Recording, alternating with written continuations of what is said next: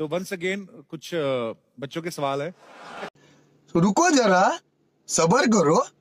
बच्चे बड़े सवाल भेजते भाई, तो उन्होंने ऐसे बोला है कि सोनम से पूछना है कि अगर एक दीवार को बनाने में 10 आदमियों को 5 घंटे लगते हैं। शाबाश बेटा, बहुत बढ़िया। एक दीवार बनाने में 10 आदमियों को 5 घंटे लगते हैं। हाँ, रुको जरा, सबर करो। 5 आदमियों को वो दीवार बनाने में कितना टाइम लगेगा? एक आदमी को एक दीवार बनाने में एक दीवार बनाने में हाँ 10 आदमियों शाबाश बेटा। को 5 घंटे लगते हैं।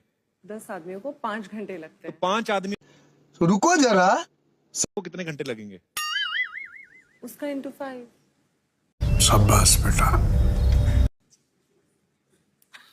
उन्होंने ये लिखा है कोई टाइम नहीं लगेगा क्योंकि 10 लोग ऑलरेडी